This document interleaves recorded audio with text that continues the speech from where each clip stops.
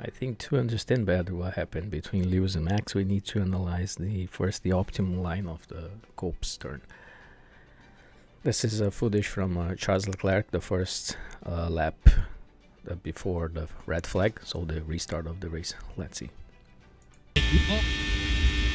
Here he's going towards the 100-meter mark. He's gonna put his wheel on the curb now.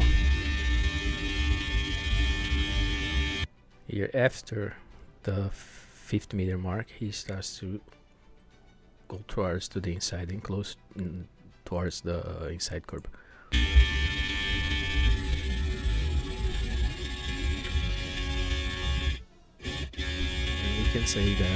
we can say that this is the optimum line for that turn. Then at the same lap, restart of the race after red flag, we have a situation between Daniel Ricciardo here at the screen and Fernando Alonso. So let's watch what happened. It was very similar to what happened between Lewis and Max. Let's see. So here you see his position, his car in the middle, more to the left. He's defending. So he closed. Here, look at his position of his hands. This will be important later.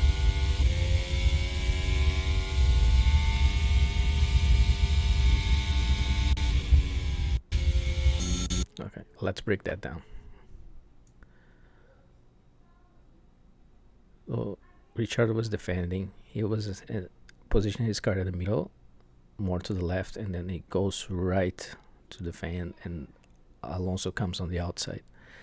He goes back here. You can see he going back a little bit towards Alonso to get a better angle of the Cope's turn. Otherwise, he's probably not gonna make it. But at this point here, he starts to reduce the speed and reduce gears. Otherwise, he is not gonna make it. So he reduces speed, and that's why Alonso goes a little bit ahead of him. But you're gonna see here at Alonso onboard footage that he also reduced speed and reduced gears. Let's see. Here he's going for the outside, and he's gonna get the optimal line. You'll see. Here you see Ricciardo coming towards Alonso to get a better angle of the turn.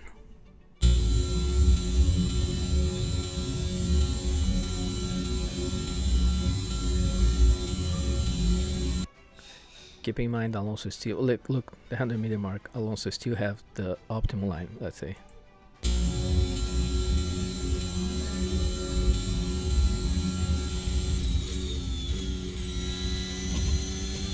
So even having the optimal line, he knew that Ricciardo was there, so he couldn't go as close as we saw Charles doing.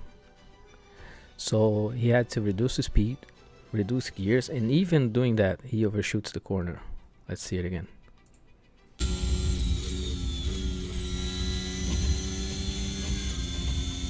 So both drivers reduce speed, both drivers reduce the gears, and even though Alonso overshoot the corner.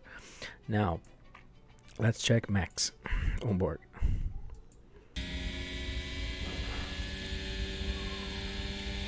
Here he's closing to defend the inside where Hamilton is going, and he's squeezing Hamilton against the wall. It's fine. Now look at the 100-meter mark. Where is it? He's far away from the optimal line, and he sees that probably. So he tries to go back. Look at the 50-meter mark. He's going back to open up and try to get as close as possible to the optimal line. But he's too fast. And he doesn't reduce the speed, he doesn't reduce the gears, would make me think that even if Hamilton had backed up and not hit him, he would overshoot that corner.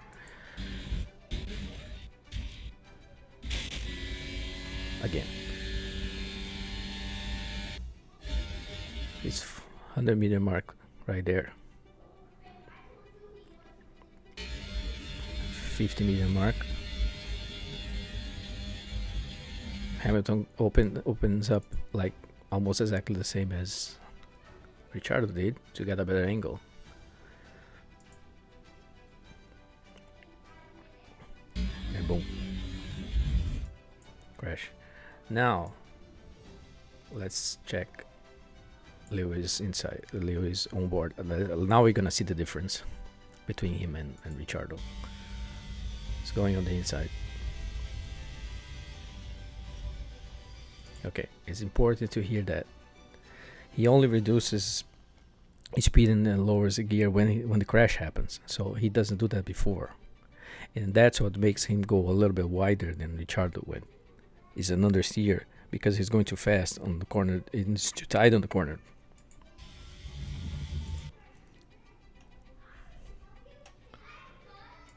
Let's see it again. Here you have a side by side of Ricciardo and Lewis. Let's check.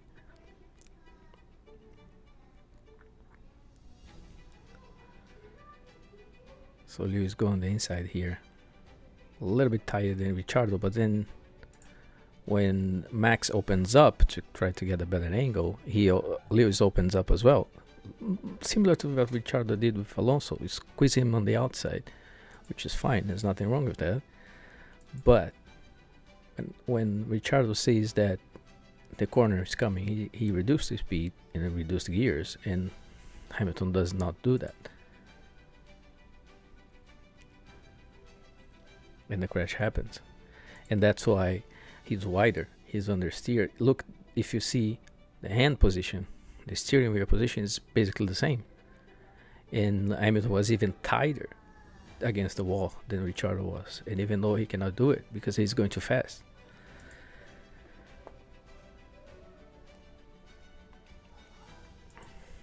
Now here you can see side by side of Max and Alonso. Let's see. So at this point positions are similar. However, Max does defensive position, defensive maneuver, because he's at front. Here is the opposite. So Alonso is not doing any defensive move. He's going on the outside for the optimal line. Both cars go, like Ricciardo comes towards Alonso the same way as Hamilton goes towards Max. The difference here are Alonso realizes, okay, I cannot do this corner because Ricciardo is there. Max, I'll go, it doesn't no matter what. And he thinks Hamilton will back up. But if you look at it, it's the same situation. Alonso backs up, Ricciardo backs up. Here, Max, he did not back up. And Lewis either. Boom.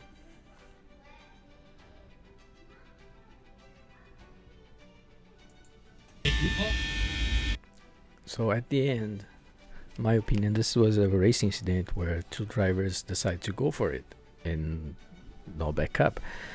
Of course, the consequences were dangerous, and I understand the penalty, and I think sometimes you need to just let the drivers know that they need to be more careful. But if you look at the full picture of what happened, it is a 50-50. Both of them had the same amount of fault, let's say, and it's hard to. I think that people is going too hard on Hamilton because of that. It's like if you analyze the full picture, it's not only one guy's fault, and he got the penalty. He won the same way, so there's nothing to complain about here because he got penalized. And even though I still think was a racing incident, and that situation proves why.